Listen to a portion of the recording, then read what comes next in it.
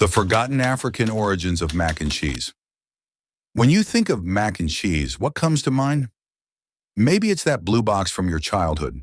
Perhaps it's a creamy baked casserole at a family gathering. Or maybe you picture Thomas Jefferson, who legend says brought this dish to America from France. But what if I told you that the real story of mac and cheese, the one that's been hiding in plain sight for centuries, begins not in Paris, but in West Africa? Today, we're going to uncover the forgotten African origins of one of America's most beloved comfort foods.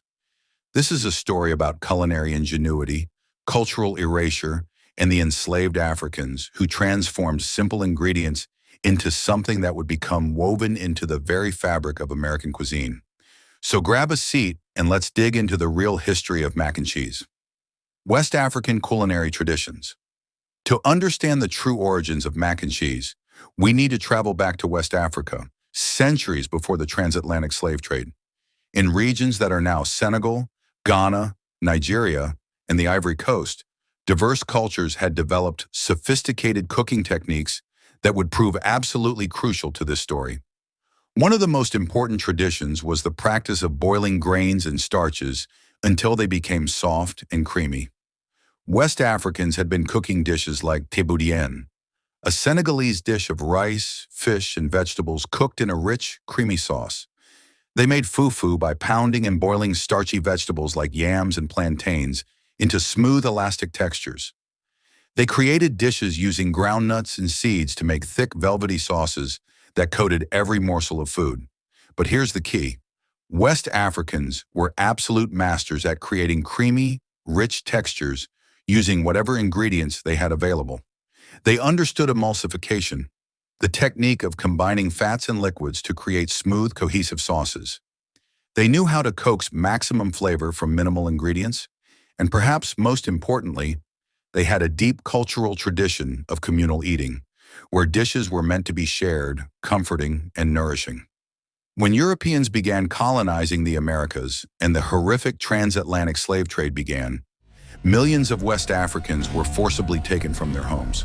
But while enslavers could chain their bodies, they couldn't erase their knowledge. These enslaved people carried with them centuries of culinary wisdom, techniques, and tastes that had been passed down through generations. This knowledge would prove to be one of the most enduring, yet unacknowledged contributions to American cuisine. The kitchen as a site of resistance and creativity. When enslaved Africans arrived in the American colonies and later the United States, they were typically given the most meager rations: cornmeal, a bit of pork fat, molasses, and occasionally some vegetables.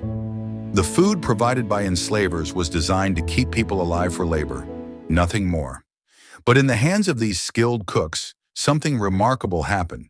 Enslaved people, particularly those working in plantation kitchens, were forced to cook for wealthy white families. They were given European ingredients and told to prepare European dishes. But they didn't simply replicate what they were told. Instead, they applied their own culinary traditions, techniques, and creativity to transform these foreign foods into something new entirely. Now let's talk about cheese. Cheese making was not unknown in parts of Africa, but the hard, aged cheeses of Europe were certainly different. However, the principle of creating creamy, rich dishes was deeply familiar. When enslaved cooks encountered pasta, which had been introduced to Europe from Asia and was becoming fashionable among wealthy Americans, they saw an opportunity.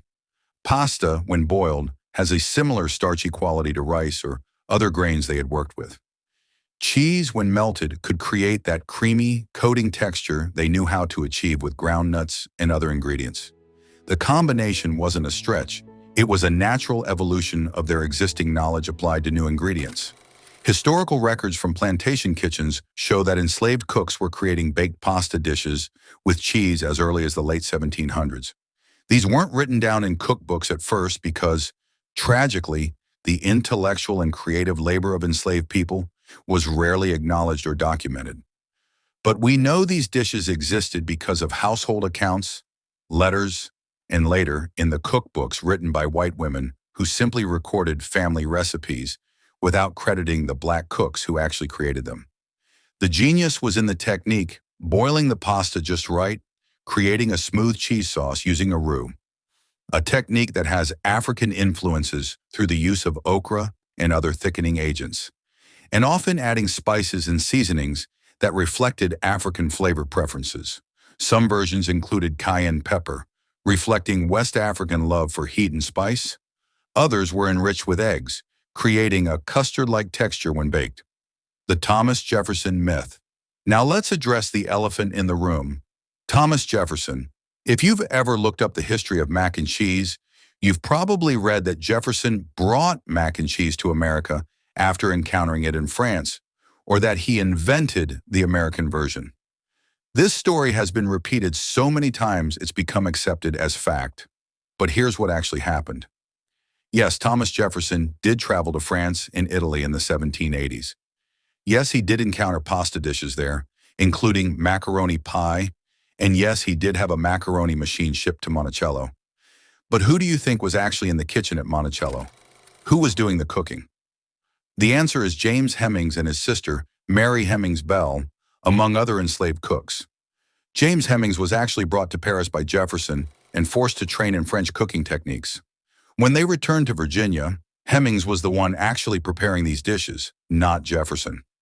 Later, Hemings' brother Peter and other enslaved cooks continued this work. Here's the crucial point. These enslaved cooks weren't simply following French recipes.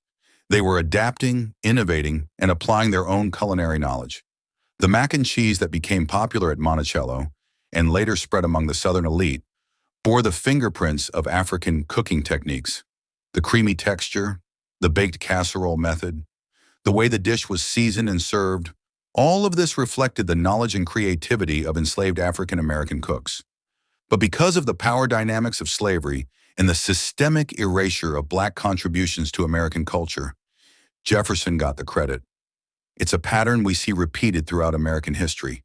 White enslavers and employers taking credit for the genius of Black creators. Mac and cheese becomes soul food. After emancipation, mac and cheese remained central to African American cuisine. It became a staple at church gatherings, Sunday dinners, holidays, and celebrations. The dish evolved in Black communities across America, with each family adding their own touches. Sharp cheddar versus mild, breadcrumb toppings, additions of evaporated milk or eggs for extra richness. Mac and cheese became soul food, a term that captures not just the food itself, but the soul, the history, the pain, and the joy of the African American experience.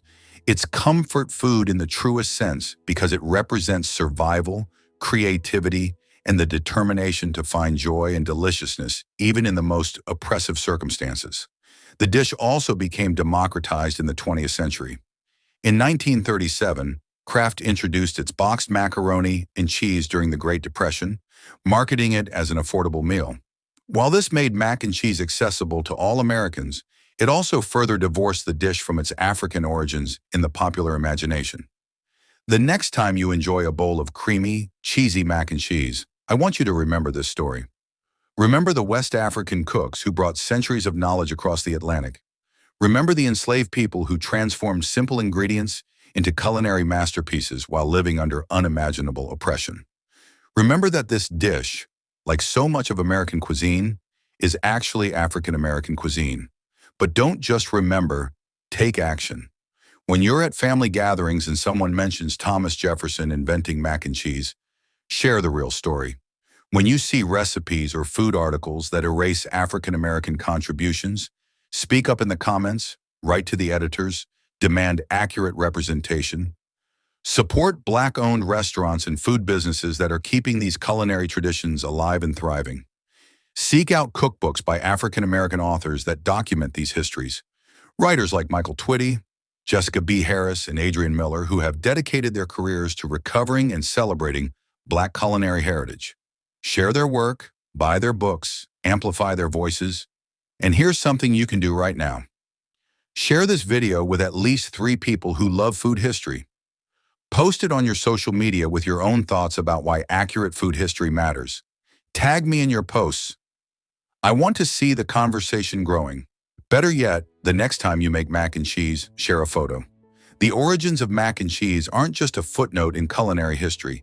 They're a reminder that American culture has been shaped by Black creativity, innovation, and resilience. If you found this valuable, Hit that subscribe button and turn on notifications so you never miss when we